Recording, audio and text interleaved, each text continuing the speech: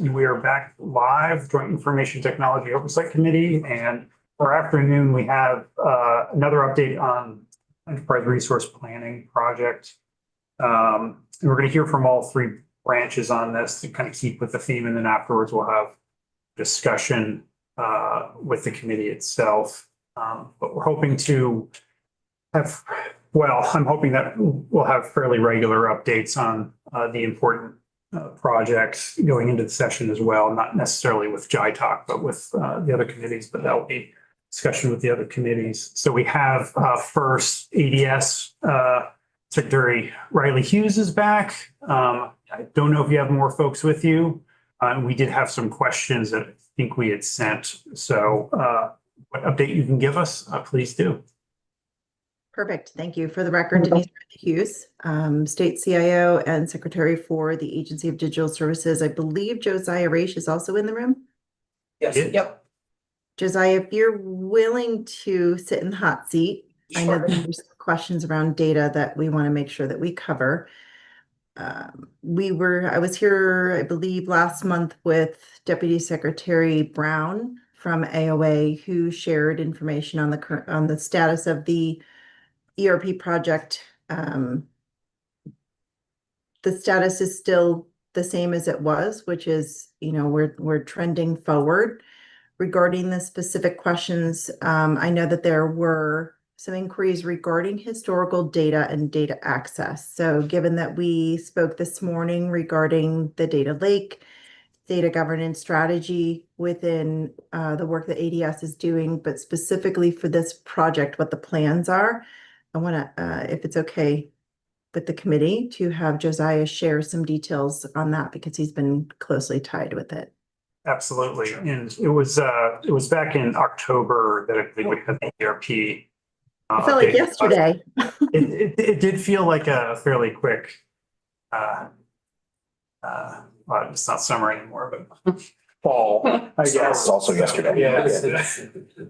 So go ahead, Joe. Sure. So for the record, again, Josiah Raish, Chief Data and AI Officer. So the historical data for ERP, there's a lot of it. So it's a little bit complicated, but it is using the data lake architecture that we went through this morning. So a good slice of the data is migrating into the new ERP system. I think we've discussed that before. I'll talk about that when we can, but that's all I'm going to say about the stuff that's moving into the new system.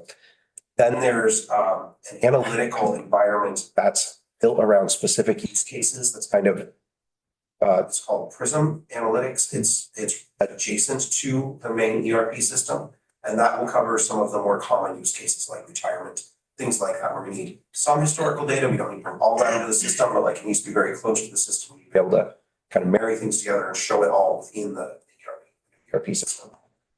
So putting those two parts aside, the outstanding question has been, what about all of the rest of the data? Because there's data going back not just from the longevity of the current system, but actually the system before that. They still are maintaining that data as well. So that goes back longer than the current longest serving state employee. I think it's around 35 years. So what we're doing with that data is we're taking a read-only copy of the current Oracle environment, and we're going to put that in the data lake and then set up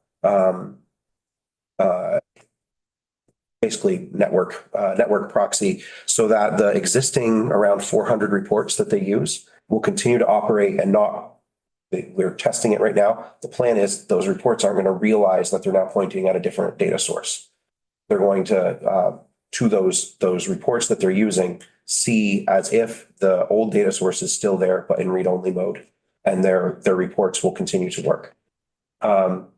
The pieces that we're still working through are the things that are not actually reports, but like baked in views in the system. And those are the parts that we're still working with the team on. Do we build a new report on the old environment in order to still provide that data, or do we need to keep some other way of accessing those pieces?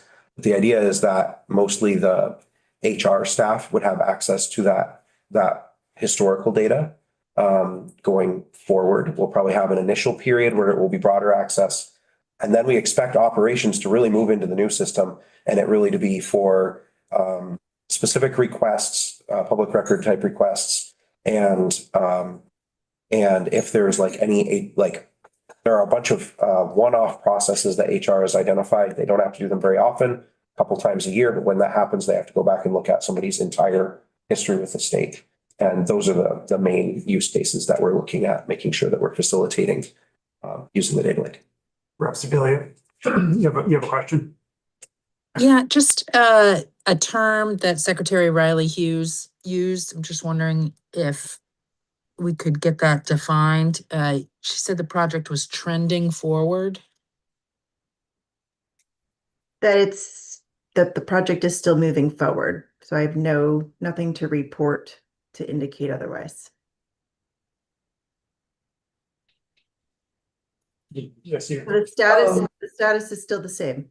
We're still moving forward. That was a question when the committee chair introduced me and the series of questions that I received was about status. Okay. And so other than status is moving forward, that was what I meant. Okay. Okay. So it was just not the right word. Trending is the word that you used. So you meant to say moving. Okay. No, that was not a statement. It was a question. Yes, it's moving forward. Okay. Thank you. Just to follow up on that, no complications, no hiccups, no anything. And I know it's been a very short time, but nothing along those lines that we should be concerned about or that you are concerned about. No.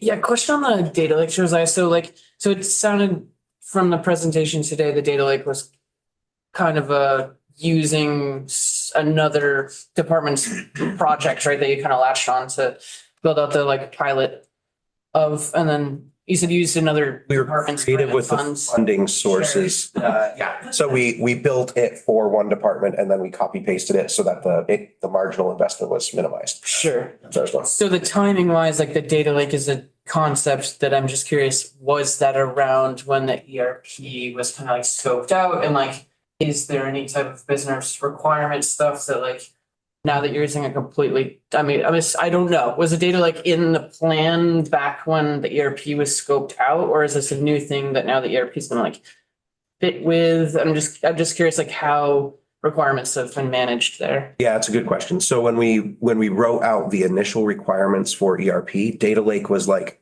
in Kevin and my head. So like didn't exist enough to be like, this is what we're doing at that point. So we've had it as a part of the plan, but it wasn't explicit until recently. But that's why when the initial questions came up about like, well, Prism isn't actually going to store all this data. So what's the plan? The plan was always the data lake, but it wasn't fleshed out enough to be able to be like, it's fine. Like we're going to use the data lake. We've got it handled.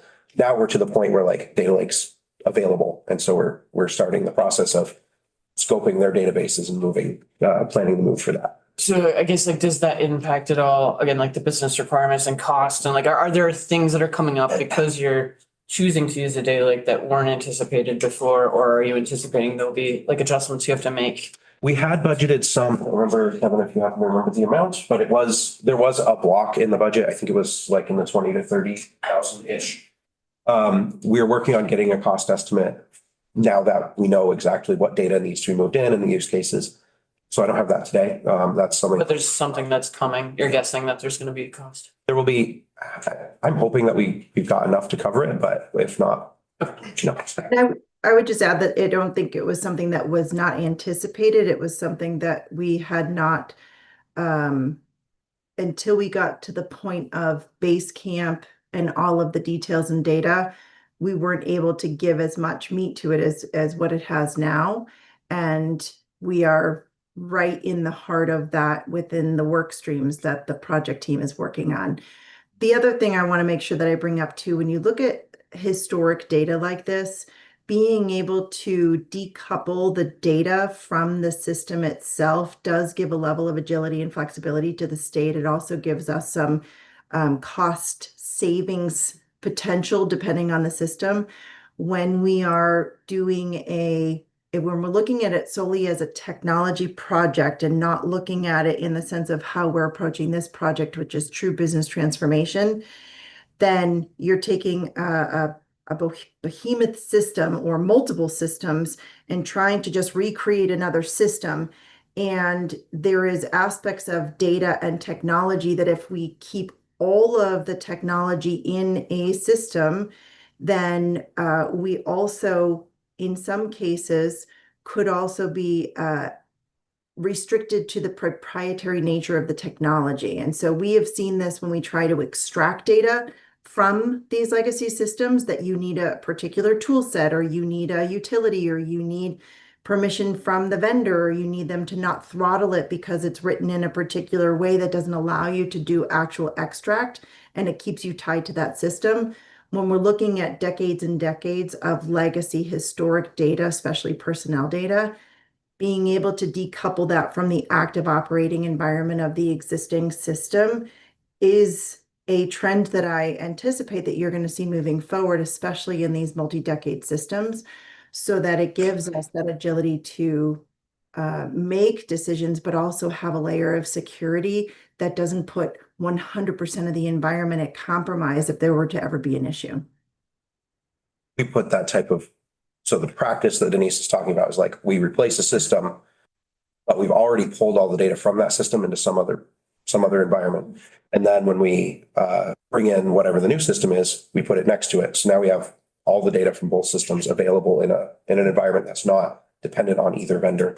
And we put this in place at AOT back when I was there, and that really helped. Like every time we need to do a system upgrade, normally that's one of the hard parts, is like getting the old data, transforming it, getting it into the new system. And like that part became much easier and was a big win over there. So that same pattern, as Denise said, we expect to use lots of places. ERP is one we're talking about today, talking to the Secretary of State about the same thing, as well as other agencies that are replacing big things.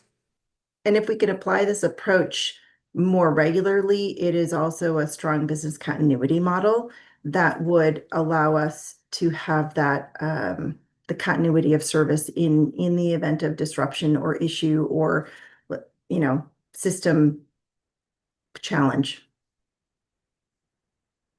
And is that data system, is it a whole separate project?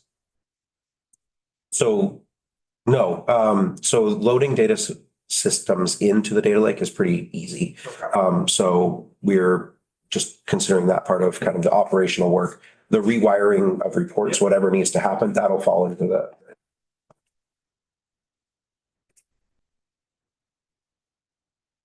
So it sounds like things are going smoothly, everything's on track, and we're hearing a little bit more about the data aspect of it. Did anyone on the committee have any further questions on this? I mean, in general, or okay, we're going through these. Yeah, I mean, I think that, go ahead, if you have questions now. I mean, Those are questions. I think Okay. we heard that everything's moving forward, but go ahead and ask first. Yeah, I mean, The yes. first question, I think, was what we had answered specific to the data piece, but I know that there are additional questions that were sent our way. Yeah, I mean, I think a lot of it's just continuations from October when there was a lot of questions that weren't able to be answered at the time. That seemed like hopefully I guess we're not sure when they'll be able to be answered, so we're just doing a check-in on things. So I don't know for the other questions in the list, like things like the current concerns around AOT and whether or not the stars and FARs and all that kind of stuff was looking like it was like the last update was that everything is great, and then there's no expected kind of scope creep and cost and that kind of stuff. Just kind of checking back in to see if that's still the case. I know that the Agency of Transportation leadership, who are part of the subject matter expert representation for their areas, have scheduled some meetings with other states. I have not had access to view what the outcomes of those meetings are, but there has been further work with the various groups within the project team on maps and, stars. So the scope was always to replace STARS as part of the financial phase. So that happens later on. MATS is a system that is, it does a couple of things that you see in ERP, and then it does a couple of things that are not, that you don't see in ERP. So there will be some functionality in MATS that's going to be replaced. And based on meetings that I had 2 weeks ago, is that we were initially giving offer to holding off on full cutover for AOT until the final phase of go live. But it does appear as though there is some opportunity to not have to wait for that. The components that won't be ERP replaced in MATS is that MATS isn't a maintenance management system. So any of the AOT specific maintenance workloads that they're doing that wouldn't be considered to be part of an ERP system, wouldn't naturally move over to this new environment. However, the team is already working through what is in the current portfolio. Does it make sense to consider adapting this into the AOT's asset management system? So there's a lot of really good conversations going around reuse of existing systems and areas, but it's also going to be dependent on the process workflow that the agency would need in order to execute on those business processes. But it sounds very hopeful that we can be able to reuse existing investments. I'll blend two together. So kind of during previous testimony, there was potential that Workday was going to release some kind of like state feature functionality, like additional functionality. And then, there's lots of other states that have been in the news and stuff as far as, working through Workday implementations. I was just curious, like from your, like if you're working or talking to other states and then also just like watching Workday navigate issues they might have in other states to provide releases, and your thoughts on like where if Vermont is going to, would they just apply updates for us? Would we need to like opt into that kind of stuff? Is there additional cost, like that kind of stuff? We're not seeing additional costs right now. The updates happening to the systems would be inclusive of what we have. Given that we're doing configuration, not customization, those functions should be available to us to use as part of our package. So when it comes to updates, very similar to what you see in, let's say you're using Microsoft 365 for your email and OneDrive and everything. There are updates that happen to that system. I mean, it could be monthly on the Microsoft side. We have subscribed on the executive branch to do a twice a year update for users. So that's where our controls come in when it comes to the productivity suite. We anticipate something pretty similar on a system like Workday, where we would subscribe to whatever channel update that they would have, and we'd be, how is this going to impact the users? Incremental change is a lot better in these scenarios than big change all the time. And with configuration, those updates are built in a way that we shouldn't, that it shouldn't create functionality reduction. What it should do is only create enhancements. So if they end up with a big feature update where they have, let's say, released a utility or a tool that isn't in existence in the current platform, I'm sure we'll hear from them on whether or not that's part of our suite or whether or not that's something that we would have to buy separately.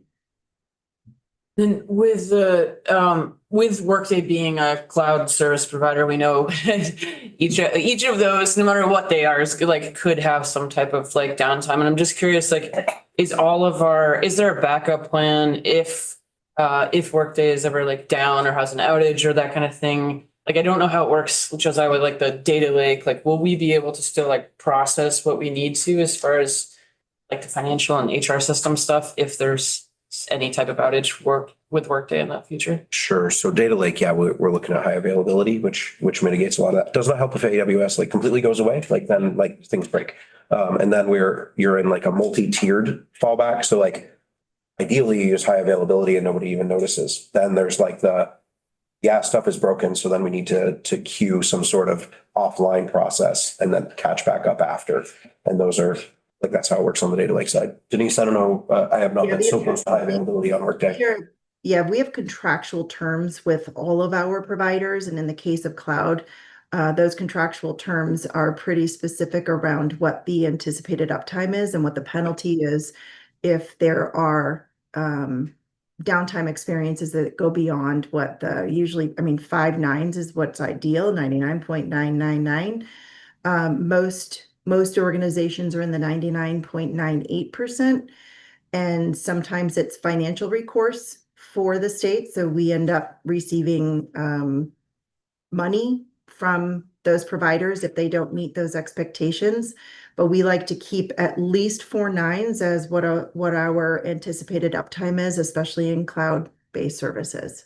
So when you start calculating what even a 98% uptime would be, that is hours and hours of downtime that we have accepted as part of the agreement. And that is not, I guess I would say, not on my watch. So we want to keep it, as close to 5 nines as possible. And in some cases, we can get to 4 nines or 3 nines. And then the last one was just have the integrations with VTHR and Vision been mapped out? Like, are there any I guess how are you feeling about those? Have they been completed, or are there additional things you need to do that? Or so we have looked at both from an enterprise architecture and a business architecture standpoint, looked at where the different data sets are coming from and being sent to from the system. What are those data sets? What's the information that would need to be relayed? And in the future state, the way that they've mapped things out is it is going to be a lot more comprehensive. So today's current system is batch file processing, very similar to what you're seeing in a mainframe. So it is not, it's not as real time as we would like to see it, and it doesn't lend itself to the level of reporting that we will now have in the future system. I think that from a data access and a data reliability standpoint is going to be very important. But the integrations the anticipation is that they become a lot more real time and a lot more relevant than what we can produce today in CSV files and batch files and flat files that are going back and forth in the current environment. and I missed one. The last one was sorry, I skipped over one. It was about the kind of the cross branch like business requirements. Have you discovered anything that would lead to increase in scope or cost between the 3 branches? There's nothing that's been brought up to my attention for that, but I know the change teams are meeting regularly. I have been asking specifically and making sure that we've got the representation participating from all 3 branches. I would highly encourage that the legislative branch and judicial branch make sure that they really encourage the folks that they have assigned to come to the table and participate more actively. The expectation is that they're going to be users in the system. And so if they're not at the table early and often, there is going to be a miss to what potential requirements would be. But nothing other than we would like to see more participation. Nothing specific has been brought to my attention. I thank you.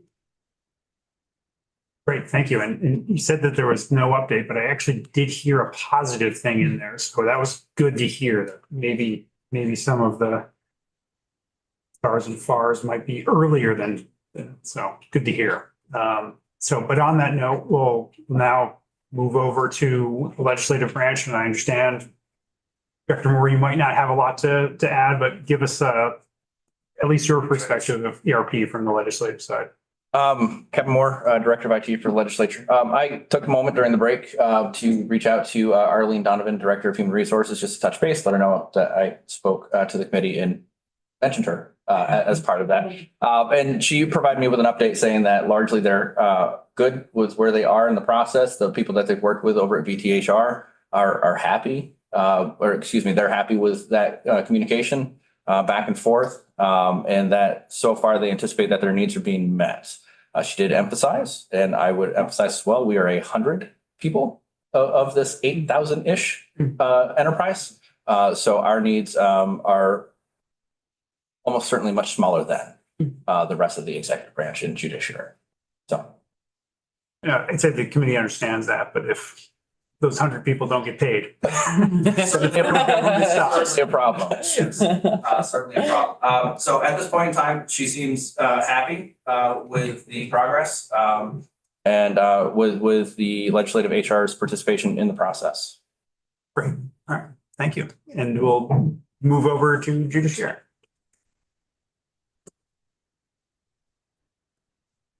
Perfect. Arta, do you want me to go or do you want to? Joe. Okay, yeah, so Joseph Paquin, I am the Director of Infrastructure, Technology, and Cybersecurity at the Judiciary. So I did have some time to speak to some of our HR folks a few weeks ago about, their experience thus far.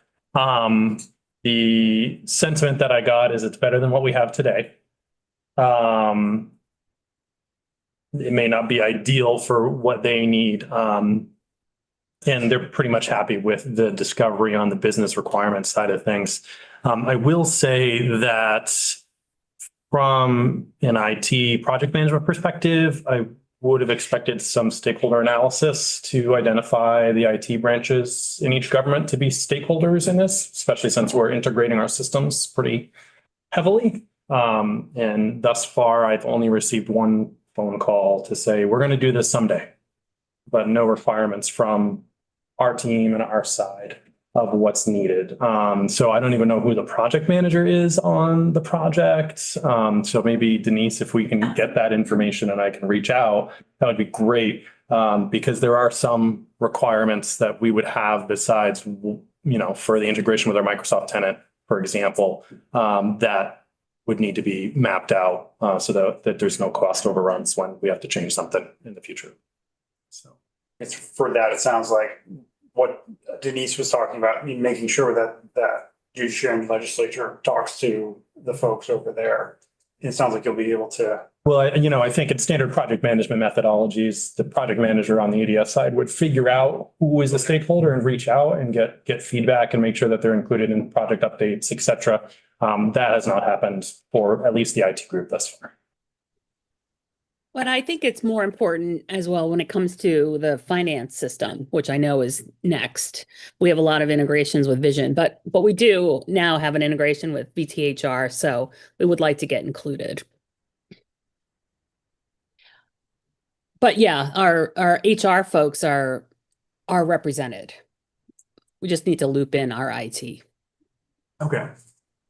So it sounds like not much of an update from judiciary, but it's chugging along. So I would say, given the stage that we are at in the process,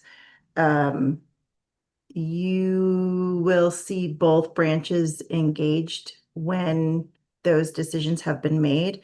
We're at the stage now where those transformations in business process are going to dictate the technical execution of the environment and where they fall under those best practices and the, both technology standards and security governance, so that you'll see where it aligns. What I want to avoid is making sure that we don't dictate business process by preconceived ideas of technical configuration up front and then miss the opportunity for user enhancement, user business process improvement, and consistency of what those workflows would be for users across the branches, which is likely why we've not had a technical overview. But when the time comes, folks will be involved.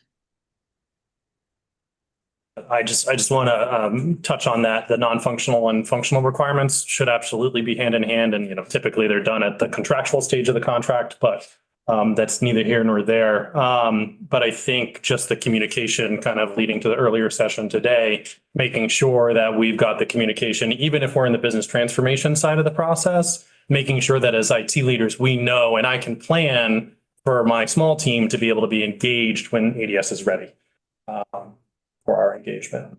So we don't drag the project behind because we don't have the time to engage at the level that's needed.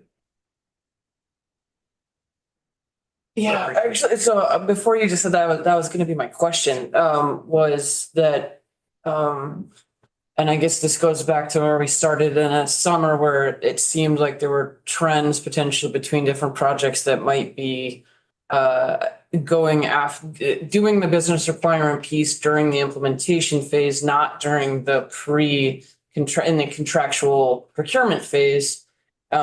Which in my mind as a legislator, I'm thinking about like, do we need to figure out some kind of legislation around procurement? Because it seems, I guess that's the piece that's so confusing me.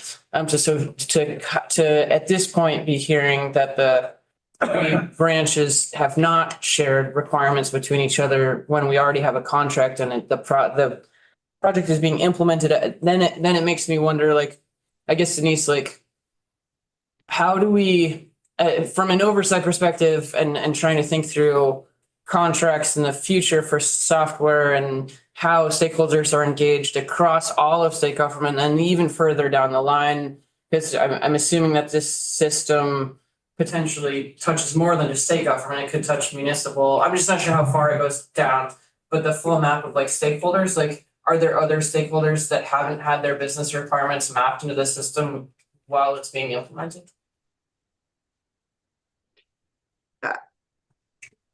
You made some statements that I'm not on the same page with. Sure. So contracting specifically, we're not ahead of our skis on this. We are right where we need to be from the project. And when we map out the contract and the phases and stages in the contract, and then go into the execution of the contract, I don't want to conflate the two. So the contract will outline the stages of execution, but it won't outline every specific little detail that will happen. That happens in the terms and conditions. So I'm not hearing that folks are not being engaged. And I'm also not hearing that business requirements aren't being accounted for in all three branches. What I want to make sure that this committee understands is that business process transformation, which this committee also took $3 million out of the appropriations to move towards the cost and funding of business process transformation, is critical to this project. That means that how we used to do things and how we will do things are going to vary. What the project team is also doing is documenting each one of those areas through that partner to identify where we are making the choices to make business process transformation, which is something that all three of the branches are going to have to adapt to. These aren't technical changes. These are business process changes, which is why having the representation from the agency administration and the other business offices where it's relevant provide that level of detail is really important. And so that's what I'm hearing here, and that's why I'm saying it's as designed. So I'm just a bit confused as to the series of statements leading up to the question that you had. So maybe I'm not understanding, or maybe it can be clarified. Denise, for those my statements? No, it's my statement. Okay, sorry. No, I guess, and yeah, maybe I don't understand how we do procurement and contracting and, I guess, and maybe I misunderstood the testimony that was given so far. It sounded like maybe not all requirements have been explored. And so and I thought we were in an implementation phase and we're already we've chosen a vendor, right? So I'm curious, like, if but maybe I'm completely misunderstanding and we have all of the requirements mapped out and the vendor is going to be able to meet all of our needs. That is the piece I was confused about. If there are outstanding requirements that we're unaware of with this vendor that we've already signed contracts with. So we've signed contracts with Guidehouse, who's the implementation vendor. We've signed contracts with Attain, who is the BPT vendor, and we have procured licenses for the product. Which one are you referring to? I mean, in general, all of it, but in particular, we're building this whole system around Workday, right? So we're sure of all the requirements that Workday can satisfy all of them for all of the HR and finance and ER in general of the employment enterprise needs. That's yeah, I guess I'm hearing mixed signals on this. Yeah, I apologize. I'm not trying to deliver mixed signals. What we've identified in business, let me give you, maybe I'll just say what I have identified through business process is that we have 34 disparate systems that are doing the work that you would see an ERP system do. We have 3 distinct AOA systems sitting within DFM, their budget team, and DHR that are all 3 separate systems doing what an ERP system would do, but not modern ERP. So if we look at the investments that agencies have had to make up for ERP services that should be in a comprehensive ERP system, those have been identified. There's also been identification of workflows, work and efforts that are non-ERP related, or that work is being done individually in one department versus another, versus another, versus another. And so there is some mix-up, I'm going to call it mix-up. There are some inconsistencies in how ERP-related workflow and processes are executed and managed across the state, which ultimately leads to misinformation of data, lack of data, manual processes, and I think I've said this before in testimony, a lot of spreadsheets. So if we anticipate that we want to run this on spreadsheets, then we can maintain the current system and the 34 disparate other systems that are doing this, or we can look at a single comprehensive system, build guardrails around what we consider to be ERP. And when I say we, not IT, when I say we, I mean state government. And anything outside those guardrails then becomes, could we include this into the workflow because of the different data sets? I mean, that's not a decision that you want the CIO to make. It's not a decision that you want just ADS to make, but it is something that you want the responsible stakeholders to do so. And now if you're a consumer stakeholder versus a stakeholder that has the authority and responsibility, there's going to be varying degrees of decision-making process here. So I wish that I could answer with a very simple yes or no, but this is a very complex project that is driven first by the need for fundamental administrative and operational improvement that a technology system can support long-term for the state of Vermont. And we're doing it with all 3 agencies, all 3 branches rather, which is incredible because other states aren't doing that with all 3. And then some other states are doing it with far more than just the 3. So, so for how we have done things, the impact of change is scary for some. And we have open meeting sessions, we have stakeholder group sessions, we have an active change champion network that every department and agency should have representation and every branch should have representation in, because it's what's going to keep everybody in the know.